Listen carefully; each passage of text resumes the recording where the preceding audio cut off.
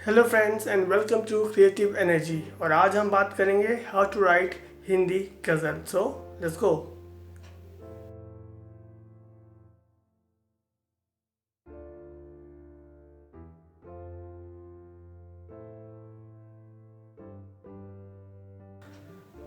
Hello friends, तो आज हम बात कर रहे हैं कि हिंदी गज़ल कैसे लिखी जाए। हिंदी गज़ल हमने बहुत सुनी है, मूवीज़ में हमने बहुत सुनी है। जैसे कि एक गज़ल है, चुपके चुपके रात दिन आंसू बहाना याद है, बहुत ही सुंदर गज़ल है। वैसे ही तुम इतना जो मुस्कुरा रहे हो, क्या गम है जिसको छुपा रहे हो, बहुत ही अच्छी गज़ल। वैसे ही सरफरोश मूवी में होस्ट वालों को खबर क्या, ज़िंदगी क्या चीज़ है। तो वैसे ही बहुत सारी गज़ल्स हैं जो हम सुनते हैं, हमें बहुत पसंद आती है। तो आज हम बात करेंगे कि इन गज़ल्स को कैसे लिखा जाए, इसके अंदर क्या क्या चीज़ें, कैरेक्टरिस्टिक्स होती है जो इसको गज़ल बनाती है, और हम इसको कैसे लिख सकते हैं। तो लेट्स स्टार्ट। तो जो गज़ल होती है उसके अंदर 5 से लेके 15 शेर होते हैं। जो शेर होते हैं वो 2 पंक्तियाँ मिलके एक शेर बनता है। तो जो गज़ल होती है, जैसे कि आप मूवीज़ में सुनते हैं गज़ल, वो ज़्यादातर 4 से 5 शेर से मिलके बनती है, जिसमें किसी जो फर्स्ट शेर होता है उसकी जो लाइन होती है, पंक्तियाँ होती है, उसको रिपीट किया जाता है।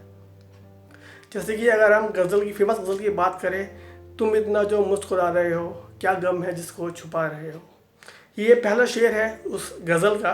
तो अगर आप ध्यान से इसको सुनेंगे या देखेंगे, तुम इतना जो मुस्कुरा रहे हो, क्या गम है जिसको छुपा रहे हो।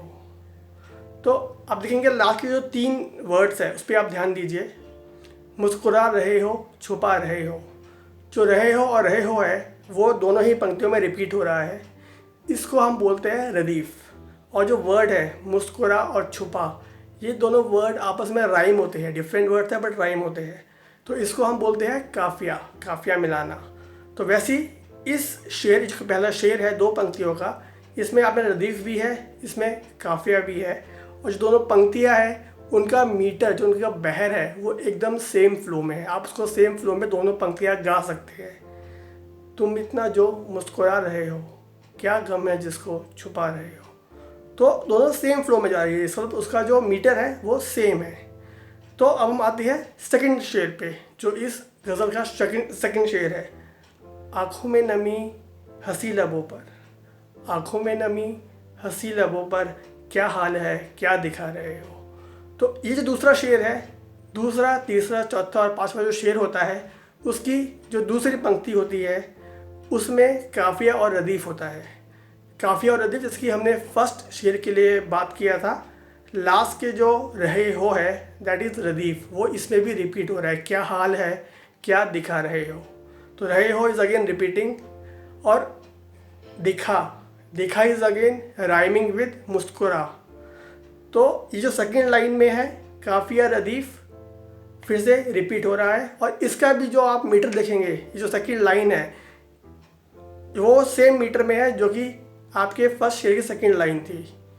क्या हाल है क्या दिखा रहे हो, क्या गम है जिसको छुपा रहे हो। तो ये हुआ आपका दूसरा शेर। ऐसे ही आपका तीसरा, चौथा और पांचवा शेर होता है, जिसमें अगेन जो लाइंस होती है, जो शेर की 2 पंक्तियाँ होती है, वो मीटर में होती है, सेम मीटर में होती है। जो सेकंड लाइन होती है हर शेर की, वो सेकंड टू फिफ्थ शेर की, उसमें काफिया और रदीफ़, जैसे कि आपने पहली 2 पंक्ति में देखा था, पहले शेर में वो फॉलो करते हैं। जैसे कि अगर आप आखिरी शेर की बात करेंगे, रेखाओं का खेल है मुकद्दर, रेखाओं से मात खा रहे हो। तो अगेन आप में देखेंगे जो सेकंड लाइन है, खा रहे हो, अगेन खा इज़ राइमिंग, जैसे कि काफिया हम बोलते हैं। रहे हो इज़ रदीफ़, जो कि रिपीट हो रहा है सेकेंड लाइन में, सेकेंड से फिफ्थ शेर में, और पहले शेर के दोनों लाइन में। सो ये गज़ल लिखने का एक तरीका है। अगर हम इसमें मेन चीज़ की बात करें तो वो होती है बहर, यानी कि मीटर। तो आप देखेंगे जो सेकेंड लाइन हर शेर में है उसको आप सेम फ्लो में गा सकते हो। इवन आप पहली लाइन को भी सेम फ्लो में गा सकते हो। And that is how it is been turn into a music, जिसको ये हम गाना बोलते हैं। गाने में ये कन्वर्ट होती है। तो जो पहला शेर होता है जिसमें कि दोनों पंक्तियाँ राइम करती है, जिसमें कि दोनों पंक्ति की जो लास्ट के 2 वर्ड होते हैं वो सेम होते हैं, उसको हम मतला बोलते हैं गज़ल की भाषा में। तो वो होता है मतला। तो पहला शेर होता है मतला, उसके बाद शेर होते हैं जिसमें कि काफ़ी और रदीफ़ सेम होता है, और जो आखिरी होता है उसे हम मक्ता बोलते हैं। वो इसलिए बोलते हैं कि उसमें तखल्लुश होता है जो भी गज़लकार होते हैं उनका, जो कि ज़रूरी नहीं है कि आपको लिखना ही होता है। तो अगर आपका कोई पेन नेम नहीं है, तखल्लुश नहीं है, तो आप उसको नहीं भी लिखेंगे तो भी चलेगा। जैसे कि आप गानों में देखते हैं तो आखिरी का, जैसे मैंने अभी आपको शेर बताया, रेखाओं का खेल है मुकद्दर, रेखाओं से मात खा रहे हो। तो इसमें अगेन कहीं पे भी कोई नाम या कुछ ऐसा पेन नेम नहीं है। तो again you can write like this also. तो मक्ता आपका, आप इसको ऐसे भी लिख सकते हैं सिंपल शेर की तरह। तो ये आपका गज़ल राइटिंग हो गया है।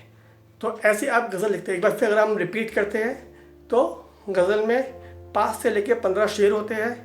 जो पहला शेर होता है उसको हम बोलते हैं मतला, क्योंकि उसकी जो दोनों लाइनें होती है वो राइम करती है, दोनों में काफ़िया और रदीफ़ होता है। उसके बाद जो सेकंड से लेकर 5th शेर होता है, उन सब शेर में जो सेकंड लाइन होती है उसमें काफ़िया और रदीफ़ होता है, यानी कि वो राइम करते हैं पहले मतला जो रहता है शेर उससे। और ये 10 लाइन से लेके अगर हम बोलते हैं कि 15 शेर आप लिखते हैं, यानी कि 30 लाइनें, तो 10 से लेकर 30 लाइन तक आप लिख सकते हैं गज़ल को। तो दोस्तों, अगर आपको ये वीडियो पसंद आया तो ज़रूर इसको लाइक करें, शेयर करें और कमेंट करें। और अगर आप राइटिंग करते हैं और इस चैनल को देख के आप राइटिंग सीख रहे हैं तो ज़रूर मैं कहूँगा आपको कि आप राइटिंग ज़रूर इसमें करें, लिखने का ज़रूर कोशिश करें। नॉर्मली हम गज़ल में मात्राओं की बहुत बात करते हैं, जिसका मैं अगले वीडियो में थोड़ा इलस्ट्रेशन के साथ उसका एग्जांपल दूंगा। अभी मैं आपको सिर्फ इतना बोलूँगा कि आप बहर का ध्यान रखिए। बहर का मतलब होता है मीटर, जैसे कि आपने इस गज़ल में देखा, जो सेकेंड लाइन है हर शेर की वो आप सेम फ्लो में गा सकते हैं। तो आपको सेम फ्लो में वो रखना है, वो आप गाते हुए भी कर सकते हैं या फिर आप मात्राओं को देख के भी कर, दोनों की मात्रा सेम होनी चाहिए। तो ये जो है ये चीज़ आप ध्यान में रखेंगे तो आप गज़ल बहुत ही इफेक्टिवली लिख सकते हैं और उसको एंजॉय कर सकते हैं।